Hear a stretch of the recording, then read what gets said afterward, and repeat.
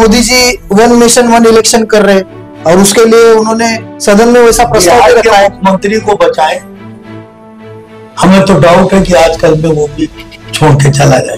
बिहार का मुख्यमंत्री नीतीश कुमार जी और आंध्रा के मुख्यमंत्री ये क्वेश्चन मार्क में बैठे हुए। मतलब आपका बोलने का रोष ये है कि केंद्र की सरकार गिर सकती है?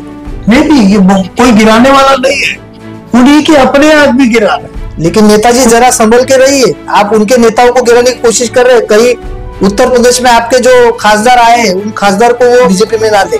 नहीं, ऐसा है कि जो गए हमारे नेता गए, लेकिन आपके योगी जी ने यहाँ पर आकर चमत्कार किया, बटेंगे तो कटेंगे नारे देकर उन्होंने पूरा चुनाव का रुख ही बदल डाला। बटेंगे तो कटेंगे ये तो कहा, लोकसभा में कहा चला गया। टॉप 10 महाराष्ट्र न्यूज चॅनल मधून मी दीपक कोटेकर आपल्या सोबत यावेळेला चर्चा करण्यासाठी समाजवादी पक्षाचे राजेश यादव जी आहेत। खरं तर ते उत्तर प्रदेशातून इथे कोणाला तरी भेटायसाठी आलेले आहेत आणि आज आपण त्यांच्या बरोबर राजकीय विषयावरती चर्चा करणार आहोत। कारण आपण जर पाहिलं तर लोकसभा निवडणुकीमध्ये महाविकास आघाडीला घवघवीत यश मिळालं, परंतु लोकसभा निवडणुकीनंतर विधानसभा निवडणुकीमध्ये हरियाणा आणि महाराष्ट्रामध्ये महाविकास आघाडीचा दारुण पराभव झाला। हे नेमकं का घडलं, याचं नेमकं काय कारण आहे, जाणून घेऊया। आपल्यासोबत सपाचे नेते आहेत। Sir, top 10 Maharashtra news channel में और महाराष्ट्र में आपका बहुत बहुत स्वागत। आप हमारे महाराष्ट्र में आए हैं। मैं पहला सवाल आपसे ये पूछना चाहूंगा, लोकसभा चुनाव जब हुआ था तब लोकसभा चुनाव में मैं और मेरी टीम थी उत्तर प्रदेश में, आपके सभी नेताओं से हम मिले। अच्छा, आपको उसमें जैसा आपने चाहा था वैसे आपके कैंडिडेट जीत कर भी आए, पर विधानसभा में हरियाणा महाराष्ट्र में जो चुनाव हुए, हरियाणा तो समझ सकते हैं, महाराष्ट्र में जिस तरीके से महाविकास आघाड़ी की हार हुई उसमें एक अच्छी बात है कि आपके जो कैंडिडेट है अबू आजमी वो जीत कर आए। क्या वजह लगती है इसके पीछे? देखिए, आपने क्वेश्चन कई किए, एक एक करके मैं आंसर दूंगा। लहर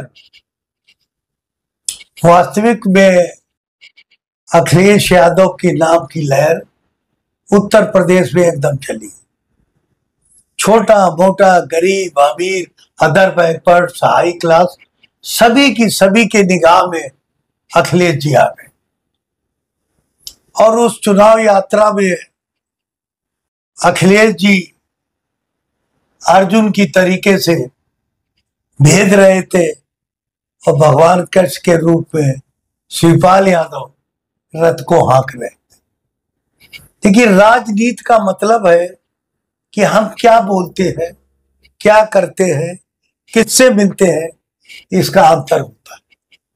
मुझे खुशी है कि महाराष्ट्र, विशेषकर मुंबई में, पूना में कई बार मेरे पास सैकड़ों नंबर है पत्रकारों के, लेकिन मैंने आपको क्यों चुना, क्योंकि आप पहली बार मिले और मुझे अच्छा लगा जो आप रिप्रेजेंट करेंगे वो एक वास्तविक तथ्य को करेंगे। आपने मराठी में बोला, मुझे बहुत अच्छा लगा। किसी देश की पहचान उसकी भाषा से होती है और मुझे गर्व है कि हम महाराष्ट्र में, और महाराष्ट्र में मराठी बोली जाए, लोगों को भी बोलना चाहिए, ये भी अच्छा लगा। मैं अबू आसिम आजमी के बारे में बात करूं, एक मर्द इंसान, एक अच्छा इंसान, एक ऐसा इंसान है जो अजय है। जब वो विधानसभा के अंदर एंट्री करते हैं तो मुख्यमंत्री जी और विरोधी दल का नेता दोनों उनका स्वागत करते हैं, तो कुछ तो है। कहीं ना कहीं जो तालमेल उत्तर प्रदेश में लोकसभा चुनाव में दिखा, पर वो तालमेल हरियाणा में, महाराष्ट्र में दिखा नहीं। बात से मैं थोड़ा सा सहमत होते हुए कहूंगा कि आपने जरा हरियाणा के रिजल्ट दोपहर तक जीत रहे थे और काफी अंतर से जीत रहे थे और फिर एकदम डाउन होते हुए चले गए। कभी मुझे उम्मीद नहीं थी कि हरियाणा में भाजपा की सरकार बनेगी, पत्रकारों को भी उम्मीद नहीं थी, क्यों, काफी अंतर था। इसका उत्तर मैं देता हूं। और दूसरा प्रश्न आपने क्या किया? जो तालमेल था, जैसे कि उत्तर प्रदेश में जितनी सीटें सपा ने खड़ी, तो ये सीटों का जो बंटवारा था वो हरियाणा में या महाराष्ट्र में हुआ नहीं क्या? देखिए, इस बात से मैं आपसे सहमत हूं। राजनीति में सहमति असहमति ये बहुत मायने रखती है। हम ठाकरे साहब को भी जानते हैं, उनके दोनों बेटों को भी जानते हैं और अच्छे ढंग से जानते हैं। चलो, अभी आपने ठाकरे साहब का जिक्र किया, तो ठाकरे साहब के बारे में आपसे पूछना चाहते हैं, क्योंकि जिस तरीके से आज पूरे भारत में जिस तरीके से पार्टी को तोड़ा जा रहा है, महाराष्ट्र में तो दो दो पार्टियां टूटी हुई है। ठाकरे जी जैसे ठाकरे थे, बाला साहब ठाकरे, अगर उनका कुनबा बिखरता नहीं तो फिर यहाँ का नजारा कुछ और होता। नहीं, लोग तो ईवीएम पे भी दोष दे रहे। किस पे? ईवीएम मशीन पे भी दोष दे रहे। यही बोलने जा रहा था, आपने मेरी बात पकड़ ली। देखिए, जब तक ईवीएम से चुनाव होगा, अमेरिका में ईवीएम से चुनाव नहीं होता है, यूके में ईवीएम से चुनाव नहीं होता है।